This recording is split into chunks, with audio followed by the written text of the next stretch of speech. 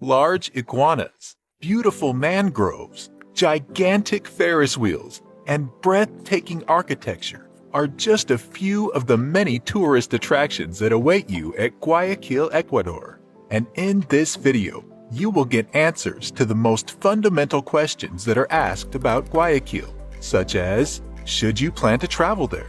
How affordable is it? Should you even go there? But most importantly, we'll be taking you through the 9 best things to do in Guayaquil. And do stay to the very end to get to know one of the most underrated attractions of Guayaquil that you definitely should not miss. And at the end of this video, we'll be telling you how you can book flights at very cheap prices. So watch till the end and let's get started. Starting off with something adventurous. On number 1, we have the largest Ferris wheel in South America, La Perla. It actually used to be the largest Ferris wheel in South America until 2019, towering at almost 57 meters or 300 feet. This is one of the most exhilarating and amazing experiences you can have in Guayaquil. On top of the La Perla, you can treat yourself to a breathtaking view of the entire city and its scenic beauties. Like many other attractions of Guayaquil, you can find this attraction while strolling through the Malecón 2000. You can even take some soda and cotton candy to accompany you for the ride. Each ride is around 12 minutes and will give you plenty of time to absorb the beauty of the city and click some wild Instagram shots. And the best part is that this amazing joyride comes in at only $3. So if you're someone who likes getting their heart racing, then La Perla is waiting for you. Next off on our list at number 2 is a pirate ship. And trust me, if you are a Pirates of the Caribbean movie fan, then you are going to absolutely love this. While walking through the Malecón 2000, you can hitch a ride on this exact replica of Henry Morgan's pirate ship and live out your pirate fantasies. It's a 1-hour cruise that takes you away from the safety of the harbor and subjects you to the incredibly scenic beauty. The experience is even more beautiful for couples. On the ship, you can expect the crew dressed exactly as pirates, and they also host a live pirate show. The best part is that the ship will take you through the extremely beautiful river Guayas, and it also offers you a sea view of the Malecón 2000. Truly a beautiful experience.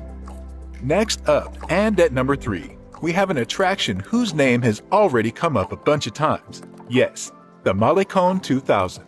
It's one of the primary attractions of Guayaquil. It's a 2.5-kilometer long sea promenade, across which you can leisurely stroll while observing all the wonderful attractions of Guayaquil. Malecón 2000 has to be the first destination you visit because this is where you truly delve into the spirit of Guayaquil.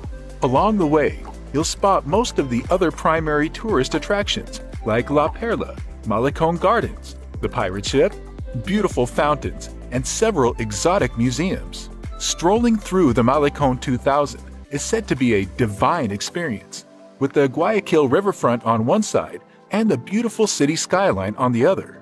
The Malecón also gives you the option of choosing your company. If, for example, you prefer a peaceful and calm stroll along the riverfront without too many people in your personal space, then weekdays are best. It's completely deserted.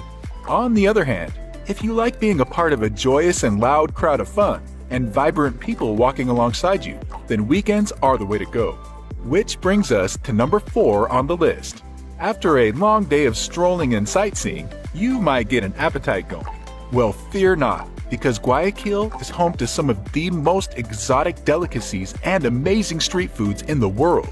You might just end up falling in love with Guayaquil's street food. Its local dishes, commonly known as comida típica, are heavenly and deserve as much praise as possible. As might be expected, there is a great variety of seafood available, along with exotic coconut-based dishes. If you are a vegan, then things might be a little difficult for you, food-wise, but otherwise, you're in for a treat. Some of its most fan-favorite dishes are patacón con queso, which is a slice of green plantain that has been cooked vigorously in oil, and encocados, which are stews made of coconut milk. Guayaquil food, like most of Ecuador, is generally fatty and consists of exotic seafoods, so if that's something you crave, then dig right in. Next up, On number 5, we have the markets. The true worthiness of a tourist destination can be easily assessed by how shoppable its markets are, and this makes Guayaquil extremely worthy because it hosts a magnificent market right in the middle of its commercial center, along Avenida 9 de Octubre, or October 9th Avenue. Along this path, you'll find perhaps the tallest and most magnificent buildings of Guayaquil.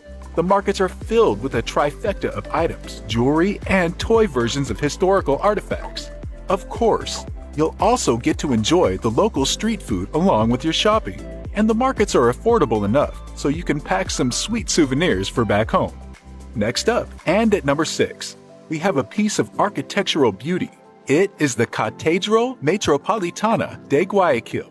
Built in colonial-style architecture, the cathedral was built based on the original cathedral made of wood, which burned down in 1892. The version that you can currently expect to see was created by Italian artisans with marble. But what might actually attract you to the cathedral is the sheer beauty emblazoning its walls and its culturally rich history. The walls are stacked with beautifully stacked glass windows, and the cathedral itself faces Iguanas Park, which itself is a coveted destination for Guayaquil's tourists. You can expect to visit this piece of architectural art during your stroll through the Malecón 2000. As we move to the end of the list, which consists of all the juicy parts, be sure to subscribe to the channel so you can keep updated on your potential future travel destinations. Now on to number 7. We have something for the peace-loving people. The Isla Santai is where you find the most exotic of Ecuador's mangroves, wetlands, and landscapes. The island is almost completely deserted, save from the 200-something local population, and thus offers an almost spiritual experience to its visitors. An even bigger attraction to this island is the variety of wildlife that it hosts. It's a haven for bird lovers, as it hosts almost 85 different species of birds and a variety of mammals.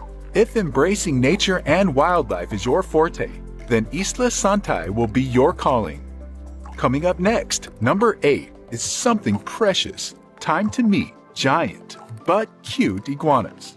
Iguana Park is located in downtown Guayaquil, aptly named because it's home to some of the largest iguanas in the world.